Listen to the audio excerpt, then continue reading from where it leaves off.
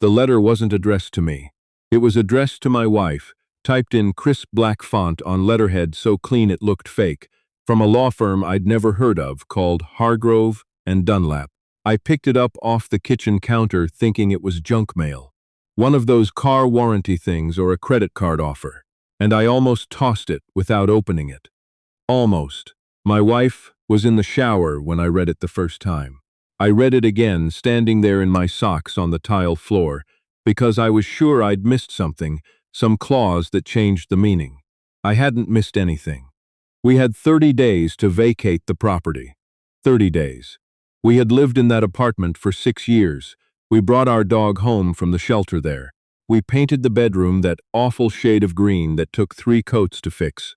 Jenna had gotten pregnant there, and we'd lost that pregnancy there too, in the middle of a Tuesday night, quietly, the way the worst things always happen. Hargrove and Dunlap represented a company called Vantage Meridian Properties. Vantage Meridian had purchased the entire building, our building, 8 weeks earlier. We hadn't been notified. Nobody on our floor had. The new ownership had decided to convert the complex into short-term rentals. It was all completely legal, apparently. Our lease had a clause in it that allowed termination with 30 days' notice if ownership changed. I'd signed that lease 6 years ago and never once thought about what it actually said. Jenna found me standing at the counter when she came out of the bathroom with her hair still wet. She read the letter. She didn't say anything for a long time. Then she said, "Where are we supposed to go?" I didn't have an answer. We spent the next week calling every property management company in the city. The rental market had gone completely sideways in the past 2 years. Prices were up nearly 40% from what we'd been paying, and the places in our budget were either too small or too far from Jenna's job at the hospital. We looked at 3 apartments. One had black mold behind the bathroom vanity that the landlord tried to cover with a coat of paint. One was above a bar that ran until 2 in the morning. The third one was fine, actually. But the property management company ran our application and came back with a lease price $300 higher than what they'd listed online, and when I pushed back, the guy just shrugged and said they'd had 12 applications that morning. My brother-in-law, Tommy, was the one who sent me the listing. He texted it to me on a Wednesday afternoon with no message, just the link. I almost didn't click it. It was a property listing on a county land auction site. The county of Harlan, about 2.5 hours southeast of us, was auctioning off a collection of tax-delinquent properties the following Friday. Most of them were parcels of bare land, a few were old commercial buildings, but one, lot number 37, was a residential structure with 4 acres of forested land attached. The photos were bad. Whoever had taken them had done it on a cloudy day through a dirty car window, it seemed like. But even through the bad photos, I could see it was a house, or had been one, and it was sitting on real land with real trees, and the starting bid was listed at $18,000. I called, not saying, "It's a good idea," he said. "I'm saying it's an idea." Jenna and I drove out there on Thursday. We almost turned around twice. The road leading to the property from the county highway was unpaved, and the last quarter mile was more mud than road. When we finally pulled up and parked and got out of the car, we just stood there for a minute without talking. It was a farmhouse, or it had been. Once, the porch had partially collapsed on the left side. There was a broken window on the second floor, covered from the inside, with what looked like a black garbage bag taped over it. The siding was original wood, some of it rotting, some of it just weathered, and the color had faded so completely that I couldn't tell you what it had originally been painted. Behind the house, through the overgrown grass that came up to my knees, I could see where an old barn had once stood. Only the foundation remained, and a section of collapsed wall. But the land was real. 4 acres of mostly hardwood forest, the trees healthy and full even in late October. A creek ran along the back edge of the property. I could hear it before I could see it. The bones of the house, when I walked the perimeter and knocked on the exterior walls and crouched down to look at the foundation, were solid. It was a pier and beam foundation, which actually made it easier to assess, and what I could see looked dry and plumb. The roof was bad. The porch was bad. But the frame of the house itself had held. It would take everything we have, Jenna said. She was standing in what had been the front yard, her arms crossed, looking up at the second floor. I know, I said. She looked at me for a long time. Then we'd better not lose the auction. We bid $31,000 the following afternoon on a county government website that kept timing out. We won.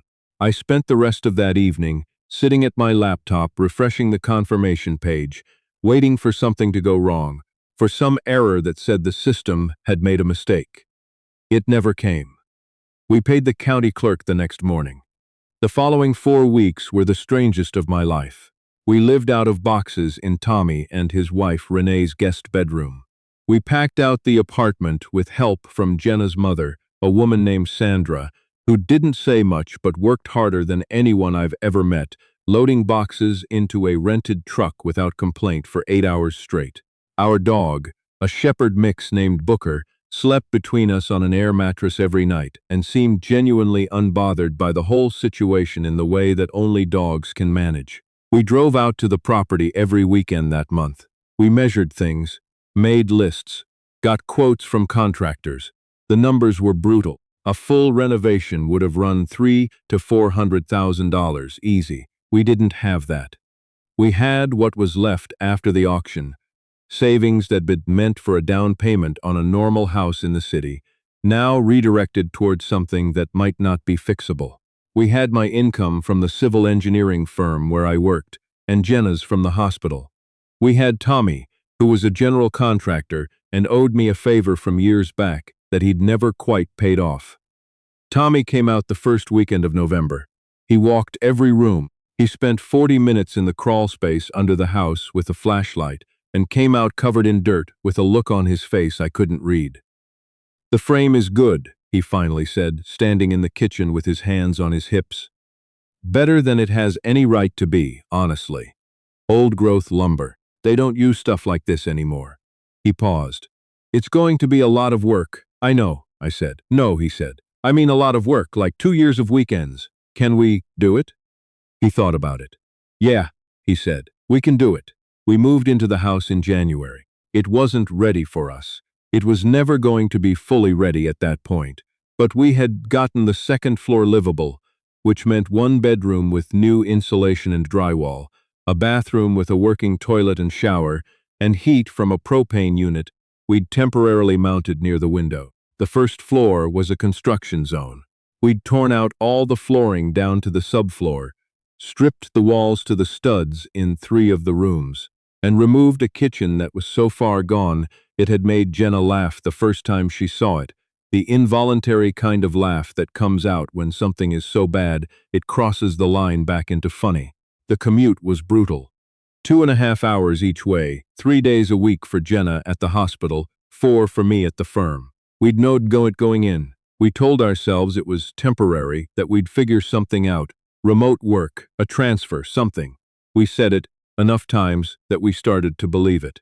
And then, on a Saturday in late February, I found the room. I'd been measuring the dining room for new baseboards. We'd framed and drywalled most of the main floor by then, and I was working my way through the finished details, getting measurements down before I ordered materials. The dining room shared a wall with what we called the back hallway, a short corridor that connected the dining room to the rear entrance of the house. I measured the dining room wall at 12 feet, 4 inches. Then I went into the back hallway and measured the corresponding wall on that side, 9 feet, 8 inches. I stood there with my tape measure and looked at the wall. Then I walked back into the dining room and measured again. Then I went back to the hallway. Then I stood in the back hallway and looked at the wall on the dining room side and knocked on it 3 times, the way you do when you're checking for a stud. It didn't sound like a wall with studs in it. It sounded hollow. I found the seam about 6 inches up from the floor, running horizontal. I almost missed it. It had been plastered over and painted the same color as the rest of the wall, and whoever had done it had been careful. But when I crouched down and ran my fingers along the baseboard, I could feel it. A slight ridge. A line that didn't belong. I called Jenna down from upstairs. She stood in the back hallway, and I showed her the seam, and she ran her fingers along it the same way I had. "What do you think it is?" she said. "I don't know," I said. "Maybe it's dead space, like a storage area that got walled off." "Why would someone wall off storage space?" "I don't know." She looked at the wall for another moment. "Open it," she said. It took me most of that afternoon. The plaster was thick, and the lath behind it was old growth, same as the frame, which meant it was hard as iron and did not want to come apart. I worked carefully, not wanting to damage whatever was on the other side. Tommy had texted me 3 times by the time I finally got through, because I'd called him when I found the seam and he was, I think the word is vibrating with curiosity, even through the phone. What was on the other side was a room, roughly 10 feet by 8 feet. No windows. The floor was original hardwood, same as the rest of the house, but in better condition. It had been sealed off from the moisture and light that had damaged the rest of the floors. There was a wooden workbench along one wall, old but solid, with a set of hand tools hung above it on pegboard that had gone gray with age. A single bare bulb fixture hung from the ceiling, no longer connected to anything, and in the far corner, half hidden under a canvas tarp that had gone stiff and brittle with years, was a safe. Not a small one. It was a floor safe, steel, the kind that gets set into concrete. Except here it had been set directly into the hardwood floor and bolted from below, which I didn't discover until later. It had a combination dial on the front, the old-fashioned kind, and the steel was discolored with age but not rusted. Someone had taken care of it. Jenna and I stood in the doorway of that hidden room for a long time without saying anything. "Do you think it belongs to us?" she finally said. It was a good question. Legally, the answer was yes. We had purchased the property through a legitimate county tax auction, and everything on the property, including structures, had transferred to us in the deed. I'd verified that with the county clerk before we'd even placed our bid, mostly in reference to the old barn equipment I'd seen in the collapsed outbuilding. But this was different. A safe meant someone had intentionally stored something. A safe meant there was something inside worth protecting. I called Tommy again. He arrived the next morning with coffee and his own pry bar, which he didn't end up needing. "You need a locksmith," he said, looking at the combination dial. "Or a safe cracker, but those are basically the same thing now.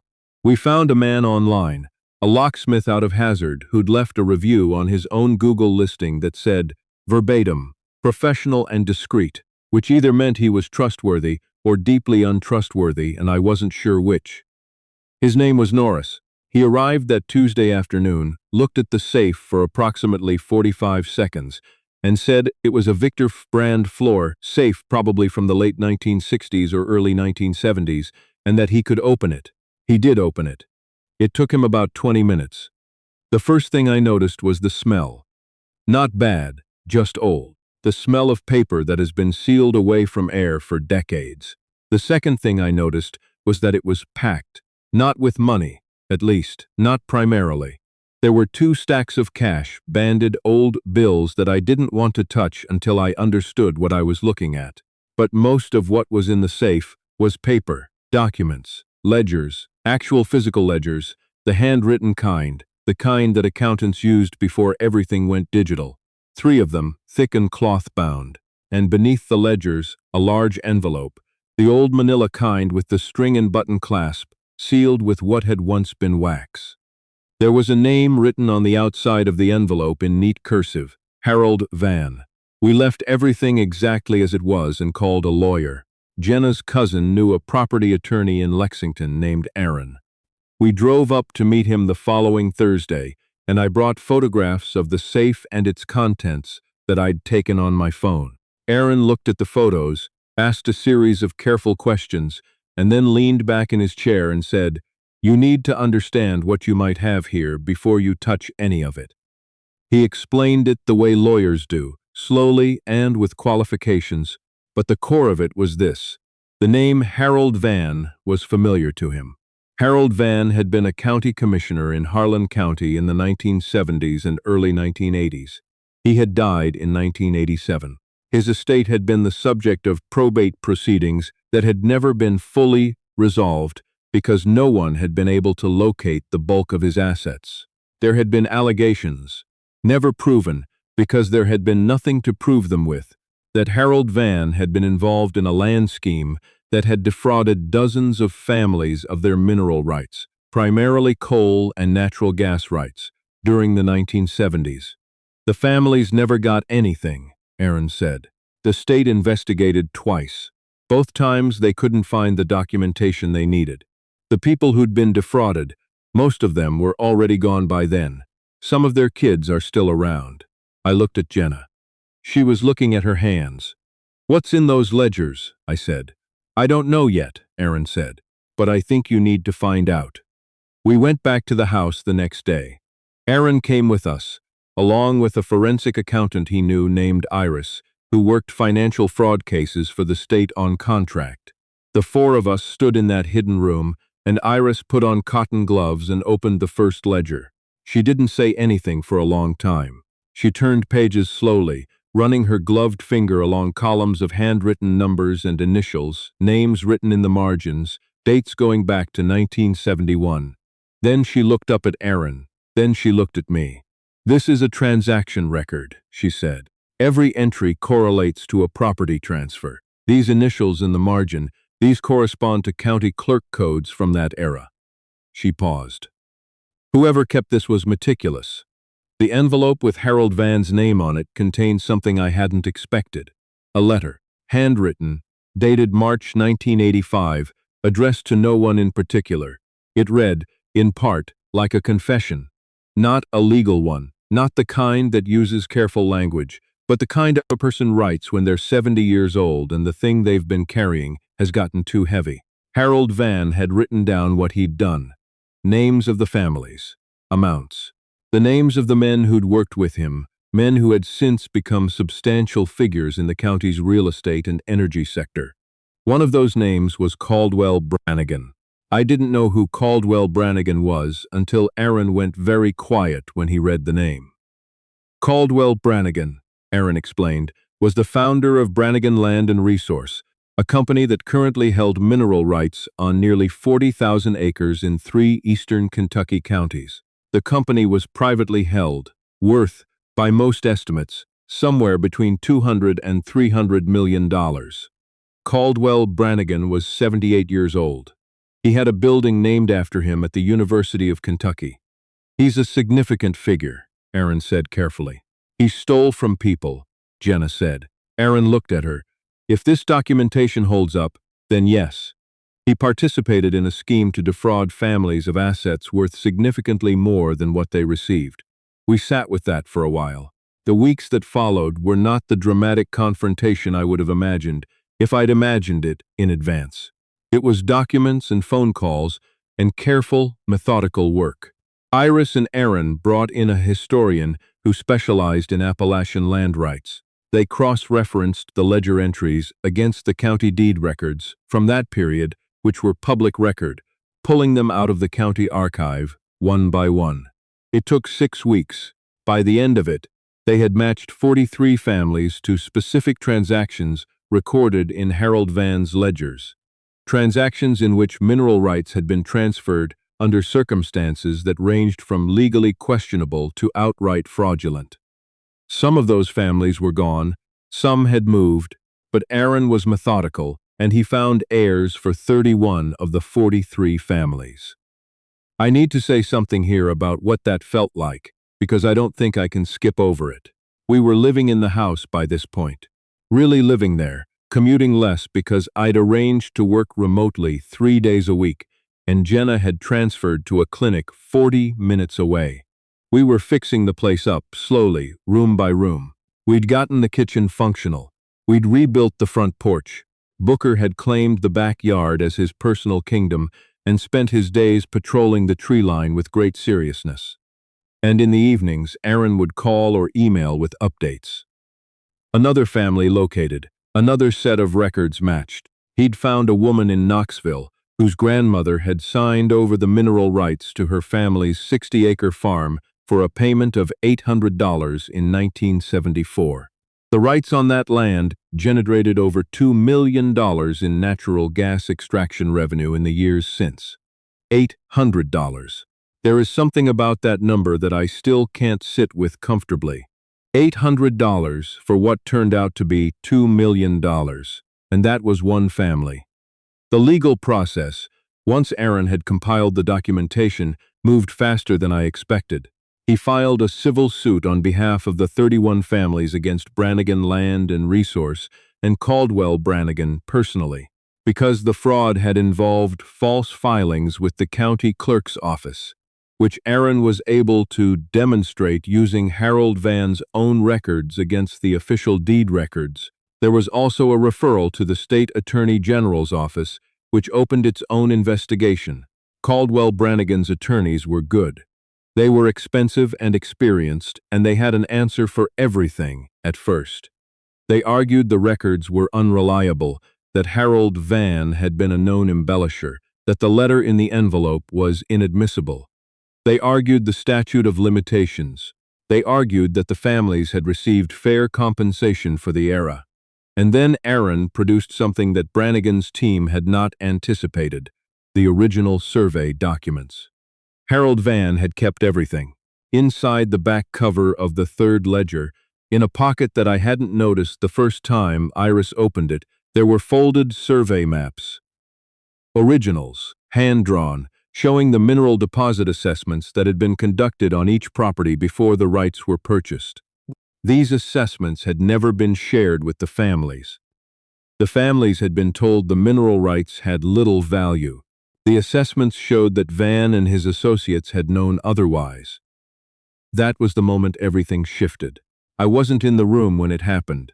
Aaron called me from the courthouse afterward, but he told me that when Brannigan's lead attorney saw the survey documents spread out on the conference table, the man went completely still. He asked for a recess. He came back 2 hours later with a different posture entirely. The settlement took 4 more months to negotiate. I won't pretend I understand all of the terms, because I don't. Aaron walked us through it, but the detail was overwhelming. What I know is this: 31 families received compensation totaling $67 million, distributed according to formulas that Iris and the historian had developed based on the documented mineral extraction revenue. Brannigan Land and Resource did not survive the settlement. Caldwell Brannigan, at 78 years old, divested. The building with his name on it at the University of Kentucky quietly had the naming stripped and given to a different donor. There was a portion set aside for us, for the cost of the legal proceedings and for what Aaron described as a finder's fee, which felt like an awkward name for it. It was enough to finish the house. It was enough to do it right. The last week of October, about 18 months after we'd first pulled up on that muddy road and stood looking at the wreck of a house in the trees, I was standing in the kitchen. Finished kitchen, tile floor, new cabinets, the window above the sink, looking out at the back 4 acres in full autumn color. And I was making coffee, and Jenna came in from outside, with mud on her boots and leaves in her hair, because she'd been walking the property line again, the way she did every weekend. She poured herself a cup without saying anything, and stood next to me looking out the window. "Do you think Harold Van knew someone would find it?" she finally said. I'd thought about that question a lot. The letter he'd written, the meticulous ledgers, the way everything had been sealed and preserved. It didn't feel like someone hiding evidence. It felt more like someone preserving it, leaving it for a future he couldn't predict, hoping that whoever found it would understand what it was. "I think he wanted it to be found," I said. "I think he just didn't know by whom or when." She nodded slowly, still looking out the window. A flock of starlings was moving through the tree line in that pulsing, shifting way they do in fall, like a single organism that couldn't decide what shape to be. "We almost didn't go to that auction," she said. "I know. Tommy almost didn't send you that link." "I know." She was quiet for another moment. Then she said, "I think that's the part that gets me. Not the vault, not the ledgers, not even the families. It's how close it came to never happening at all. One less text message. One less bad apartment. One landlord who didn't sell the building. She was right. I'd thought about that too. The whole chain of it. Vantage Meridian buying our building. The 30-day notice, the auction, the muddy road, the hollow wall. Any one of those links could have been different. Any one of them, and the ledgers stay sealed in the dark, and 31 families never know what was taken from them. I don't know what to do with that, exactly. The randomness of it. The fact that justice, when it finally arrived because of a landlord's greed and a county land auction and a tape measure. But I've stopped trying to make sense of it the way I used to. Some things don't resolve into a clean lesson. Some things are just what they are. A wall that sounded hollow, a safe that held a secret, and a letter from a man who'd done wrong and knew it, and left behind the only thing he could. The truth, patient and waiting for someone to find it. We finished the porch last spring. Jenna planted a garden along the south side of the house. Booker has a dog door now, which he treats as a sacred right. We still have the 3 ledgers. Aaron made certified copies for the case, but the originals stayed with us because they were found on our property and the families agreed. I keep them in the room where we found them, the hidden room, which we've since turned into a small study. I didn't seal up the doorway again. I left it open. Some things are better that way.